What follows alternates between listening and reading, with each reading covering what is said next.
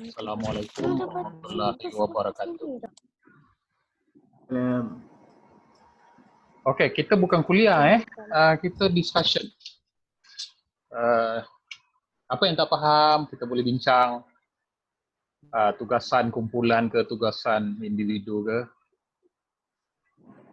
Ada siapa-siapa yang ada masalah duduk kat kampung ada problem internet.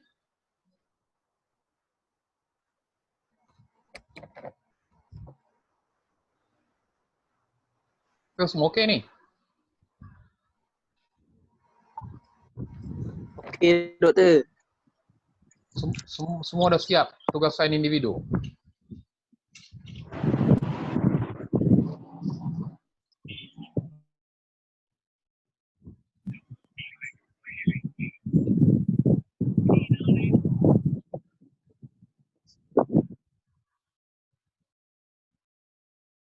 Siap, doktor.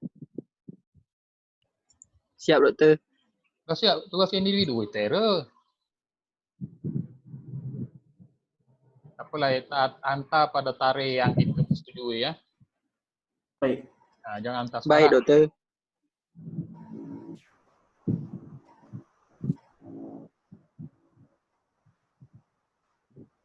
Okey, lain isu.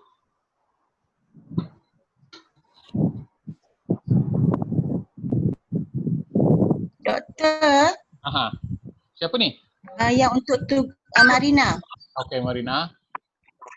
Yang untuk kerja kumpulan tu yang doktor kata ikut format gaya UKM tu kan?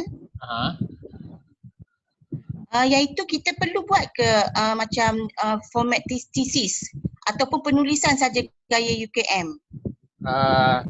Kalau format thesis tu nak kena ada method, objektif, ataupun buat style report?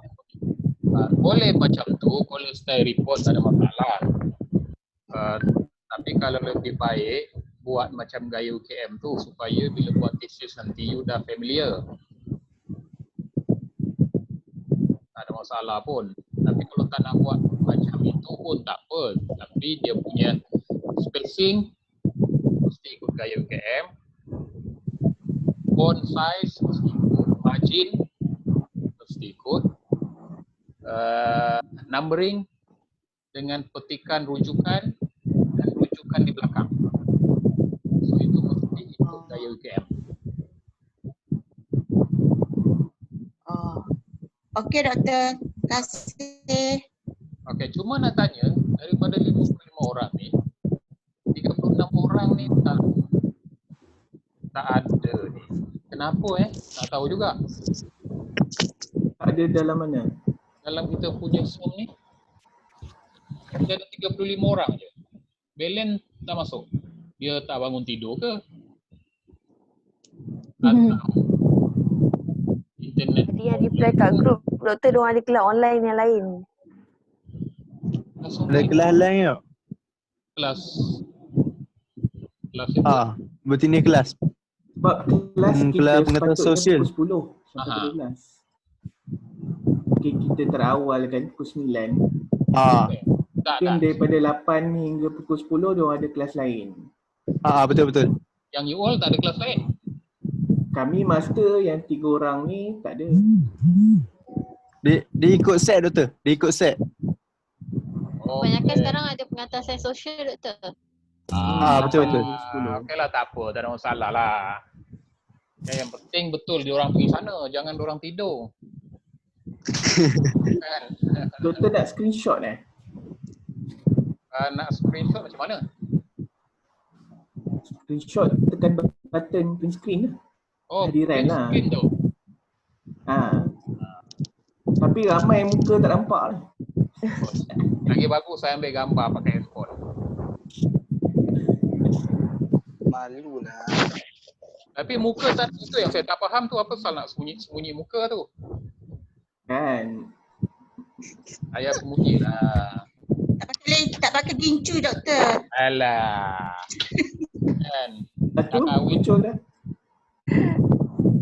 Nak kahwin besok kat rumah tu pakai kain sarung aja.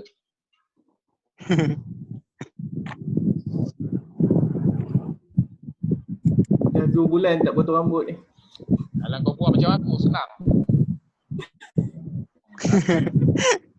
Aku anak beranak, senang pakai mesin tu.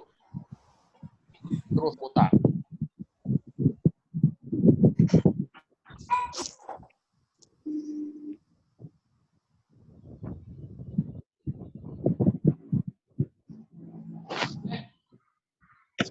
Ira ada masalah? Yang tak tunjuk muka Ada ni, masalah doktor, okey je. okay, yang tak tunjuk muka ni semua okey Memang ada muka sebenarnya kan? Ada. Ya doktor, ada.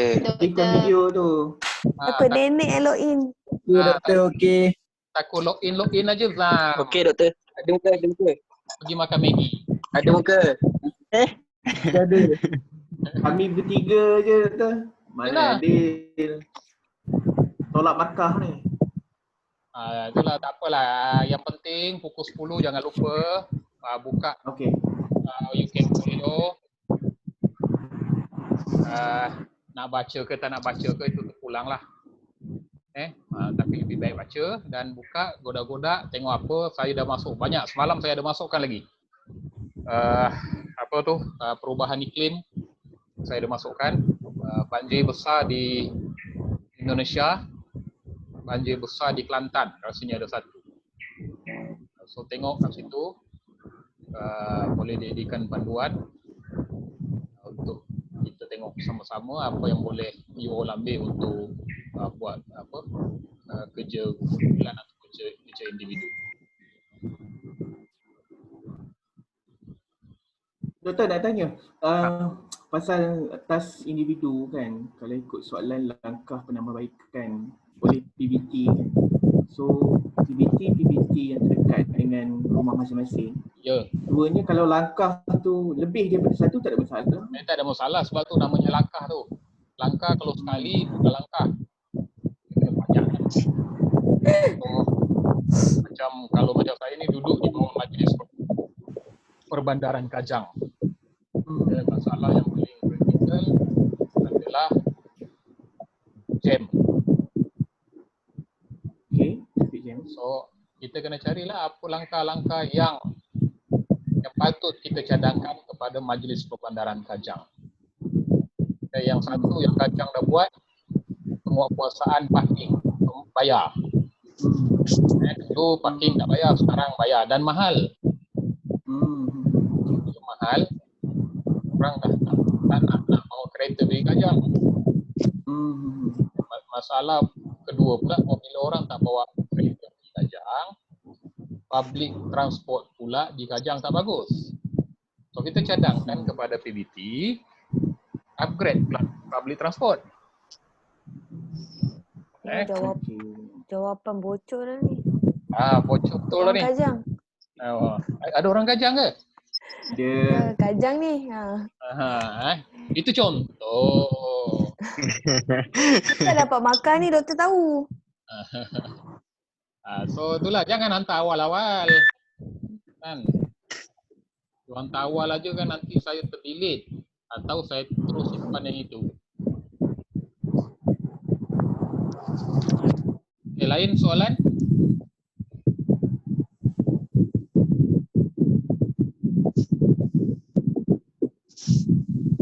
macam saya kan, kawasan PBT saya Kuala Langat. Kuala Langat ni maknanya kalau mudah kata Banting lah. So basically macam saya nak fokus kepada proses OSC. Maknanya proses nak mendapatkan kebenaran merancang tu daripada PBT tu mestilah lebih telus dan integriti sebab yalah banyak rasuah berlaku kan, kadang-kadang Jangan maju jangan cakap rasuah. tak boleh buat Kawan aku di YDP kat situ tu. Oh ya ke? YDP, timbalan YDP Majlis Daerah Kuala Langat. Bukanlah maksud saya dari segi bila saya baca banyak teks berita kan, macam kebenaran membina merancang ni nak dapatkannya memang ada banyak prosedur lah. So ada jugalah dakwaan katanya dekat peringkat PBT ni banyak biasa. berlakunya tak telus. So Masyur. saya punya cadangan ni maknanya kalau betul-betul pemaju nak dapat kebenaran merancang membina ni, make sure peringkat OAC di PBT tu lebih telus lah dengan activity. Betul Lepas tak? tu Tapi bila kita cakap lebih telus ke apa ke, you kena ada bukti yang menunjukkan wujudnya kes-kes, misal kata yang telah dibawa ke mahkamah atau kes yang telah ditangkap. Bila you cakap ada kes, ada rasuah, itu umum. Itulah saya tengok the whole, maknanya setiap PBT ada OAC. Mungkin ada masalah tu. Tak boleh issue lah. Dia bila kita bercakap nak menulis sesuatu benda yang akademik, fakta tu mesti ada. Misal kata kan, sebanyak 6 tangkapan telah dibuat di Majlis Daerah Kuala Langat pada tahun 2010 hingga 2012 melibatkan kes-kes rasuah terhadap kelulusan perancangan. Dari situ you boleh cari isu dan pada masa yang sama dari situ you boleh cadang. Okey, di peringkat PBT kena ada satu jawatan kuasa untuk melulus yang lebih tulus. Misalnya mungkin bukan orang PBT. Mungkin juga bukan semua orang majlis. Semua orang majlis adalah wakil pada parti politik. So mungkin dia ambil satu daripada pengetua sekolah misalnya. Satu ahli daripada pegawai polis penting. Orang luar. Satu dari NGO. 2 orang daripada PBT. 2 orang daripada majlis. So penstrukturan dalam ahli kelulusan perancang tu bukan pada kuasa penuh majlis, ahli majlis dan juga pihak berkuasa tempatan. Bila kuasa penuh tu yang selalu jadi kes-kes yang beli kopi ni. So jadi kelulusan akan menjadi tambah lambat, satu. Atau yang kedua, kelulusan dibuat cepat tanpa melihat prosedur-prosedur yang ditetapkan oleh pihak PBT. Misal kata kan, dalam akta parit dan saliran. Saya tak ingatlah section mana kan. Seorang tidak boleh membina bangunan kekal di tanah reserve sungai. Tapi tiba-tiba PBT luluskan pula kilang misalnya lah kawasan tu ataupun kawasan penternakan. Sebenarnya tak boleh sebab dalam akta pun kata tidak boleh melepaskan bawangan sisa ternakan terus ke sungai. Tapi diluluskan oleh PBT. So itulah isu-isunya. Akhirnya bila sungai tercemar, bekalan air penduduk pula bermasalah. So kita pula duduk dekat area-area yang di bawah lembangan air tu terputus bekalan air. Hanya kerana syarikat-syarikat ni. Betul, ada yang nak masuk. Ada yang nak join, kena proof kot. Well done. Okay. Betul, ada lagi satu soalan. Apa? Besok pembacaan saya juga. Boleh. SIA dengan EIA ni. Social Impact Analysis dengan EIA ni.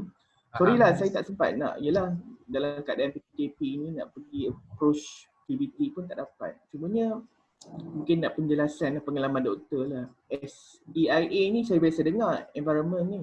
Kan maksudnya PBT ke ataupun pihak lain yang kena buat analisis ni ataupun sebenarnya pihak lain. Mana? EIA dengan SIA. PBT tidak perlu membuat EIA. EIA terletak di bawah Akta Alam Sekeliling 1974, 76. Saya confuse dengan Akta Kilang dan Jentera. So dia di bawah Akta Alam Sekeliling. Di bawah akta tu dia ada satu penjelasan berkenaan berapa banyak atau apa-apa industri yang wajib untuk membuat laporan impak alam sekitar. Okay. Misal kata pembalakan 100 hektar. 100 hektar atau 100 ekar macam itulah. Saya dah lama tinggal di IA ni. Tapi kalau yang Tera adalah seorang masyarakat geografi tu. Okey. Wajib tambahkan pantai. Menambah pantai. Pembinaan stesen jana kuasa. Okay. Kita ada 10 minit lagi. Running out time. Okay, so dari segi aspek aktiviti-aktiviti tu mestilah mendapat laporan IAA dan laporan itu mesti diluluskan oleh Jabatan Alam Sekitar. Okay. Lalunya, syarikat-syarikat yang beraktiviti seperti itu akan melantik konsultan. Oh, konsultan buat. Dekat UKM tu banyak konsultan. Di bawah Biro Rundingan. Saya pernah dapat 2 tahun lepas. Untuk, siapa ingat, untuk pembesaran lapangan terbang Pulau Pinang. Isu 2 tahun lepas. So saya dapat direct daripada company tu mohon untuk saya buat EIA tapi saya tolak. Satu bukan apa, saya tak sadar dah lama sangat tinggal. Yang kedua, kebanyakan pelaporan EIA kalau kita tengok sama aja menekankan kepada sebelum projek. Saya suka kalau laporan IAA itu kita boleh turun semasa projek dan ambil bahan selepas projek siap. Itu untuk IAA wajib. Adalah juga permainan syarikat-syarikat di luar sebagai contoh. Ini contoh 100 hektar tadi yang saya sebut. So dia tak payah buat 100 hektar. Dia buat 80 hektar. Fasa 1 80 hektar tak payah buat IAA. Siap fasa 1, dia buat pula fasa 2. Buat lagi 80 hektar. Tak payah juga laporan IAA. So itu permainan-permainan syarikat lah. Okay, yang kedua, yang agak baru juga ialah social impact tu. SIA kan? Social impact analysis, SIA. Assessment. Tapi manusia kan social ni. Manusia, kehidupan, masyarakat, berapa ringgit kita rugi, berapa ringgit elemen-elemen sosial yang kita nak bangunkan. Dia lebih kurang IAA, tapi aspek elemennya adalah berbeza. Dan ini agak baru, baru pun tak baru sangat, 10 tahun, 15 tahun macam tu. Dan menjadi keperluan juga dalam ni. Kalau Fahmi PTD ke? Betul. Kan? Siapa PTD lagi? Dira PTD. Tiga-tiga yang master tu PTD doktor. Okey, Fahmi kat mana? Saya sebelum ni dekat Kementerian Luar Bandar. Kementerian Luar Bandar. Terlibat tak dengan pelaporan outcome? Pernah buat. Okey, pembangunan kan. So saya adalah panel untuk banyak kementerian dan juga panel yang dipanggil oleh Jabatan Perdana Menteri. So salah satu elemen dalam tu yang diambil kira walaupun tak ada point bila kita bertemu dekat JPM, dekat apa tu? ICU, yes. ICU adalah social impact assessment ni. Macam projek paling besar kita dekat Kedah tu kan, outcome tebatan banjir Kuala Muda. Itu memang 100 berapa juta tu. Okey, orang cerita pasal ya macam-macam outcome yang dapat, tetapi apa impact sosial kepada masyarakat dekat situ. Rupanya ICU lagi suka tengok yang itu. Dira, kementerian mana? Oh, saya sama dengan Fahmi. Hai. Tak apalah, nanti dah masuk kerja, bila nak buat laporan outcome tu, panggil saya. Saya memang dekat pembangunan pun. Ya. So saya bantu Kementerian Pendidikan. Saya bantu Kementerian Pengajian Tinggi. Akhirnya Kementerian Pengkajian Tinggi dari tahun 2016 itu dapat nombor 1. Sebab laporan outcome kan mengikut ranking. Betul, dia ada markah ni. Ya, markah untuk KSU. KSU dapat nombor 1, dia senyum. Dia suka. KPI. Marina kat mana? Saya sebelum ni Kementerian Sains. Mesti. Mesti. Kan? Mesti saya tak terlibat. Tapi tak apalah. Dulu kat situ yang penting jadi pelulus. Lulus Okay. dana tu. Okay, yang saya terlibat Kementerian KPT, KPM, Kementerian Pembangunan Wanita, Wanita. apa ni? Mesti kot teknologi alam sekitar. Untuk dana, kelulusan dana sampai nak dapat projek, nak dapat dana untuk research, Doktor. Dia ada juga impact sosial kita tengok kat situ. Kan? So saya 3 tahun berturut-turut untuk Kementerian Sains ni.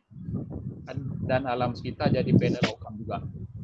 Macam-macam lah. Dekat frame diorang buat apa. Kan? Dekat frame punya tanah tak sesuai. Macam-macam lah. Kan dengan UPM punya tanah. Gaduh pasal tu. Macam-macam lah. Barulah kita tahu rupanya banyak juga rumah-rumah kebajikan bawah kanak-kanak 12 tahun kat Malaysia ni di bawah pembangunan wanita dan wanita. Kita tak pernah tahu rupanya banyak kes pemerdagangan kanak-kanak. Bila saya pergi kat Johor tu tengok, kita kesian. Sebab inilah pelaporan outcome. Pelaporan outcome ni sesuai sangat dengan kita punya falsafah dan pembangunan. Sebab kita nak tengok pembangunan ya. Kes berlaku melalui rumah kanak-kanak bawah kerajaan ke, Doktor? Ya, bawah kerajaan. Yang tak bestnya sebab peruntukan yang diluluskan oleh kerajaan 7 ke 6 ringgit sehari makan. Gaji pengetua pun sikit. Itu kita bila saya buat pelaporan tu, saya mencadangkan kepada kementerian supaya upgrade gaji staf yang jaga semua hal-hal berkaitan pemerdagangan manusia ni. Tak sesuai lah dengan keadaan sekarang. Makan sehari RM6. RM8 pun tak sesuai. Walaupun dia banyak bukan warga negara kita, budak tu. Tapi sedih lah tengok keadaan orang. Okey, ada berapa minit lagi? 2 minit. Okey, ada soalan last. Bila lagi meeting, Doktor? Apa dia? Bila lagi? Nak meeting. Bila lagi nanti kita beritahu. Tapi rasanya minggu depan tak ada kot. Tapi kalau ada keperluan. Raya dah. Apa dia? Lepas tu raya dah. Kalau ada keperluan bagi tahu. Minggu satu raya. Bukan apa, sebab ini just kita nak jumpa online. Kan? Kalinya lama dalam macam ni lah 20-30 minit borak-borak. Okay? So Betul, kalau tak ada maksudnya sekarang ni memang totally kita tak boleh nak pergi UKM lagi ya, kan? tak boleh. Kan? Sampai 6 Jun. Sehingga diberitahu kelak. Susah kami tengah buat thesis, tak jumpa SB. Dia nak submit dah. Nak pergi library tak boleh. Terpaksa sebab masalah. Viva je ni, Doktor, Viva. Zoom. Zoom. Saya punya PhD student minggu lepas 2 orang Viva Zoom. Tapi bestnya dua-dua tu dapat cemerlang PhD. Cemerlang. Tahniah, Doktor. Tapi Doktor, untuk master coursework ni expectation dia tak adalah tinggi sangat kan? Macam research kan, Sebab Doktor? tekanan PKP. Yelah, PKP. Tak adalah tinggi sebab you bukan research, tapi minimum requirement kepada thesis tu kena ada. Okay? Maksudnya method betul, okay. Sampling cukup, okey. Dia jangan sampling sepatutnya 216 orang, you ambil 80 orang, tak kena. Kuantitatif punya prosedur tu betul, kualitatif punya prosedur you ikut betul. Tapi skopnya tu yang kecil. Itu beza dia. Lepas tu paging. Ada seorang PTD kawan kita juga dulu buat sampai 200 muka surat.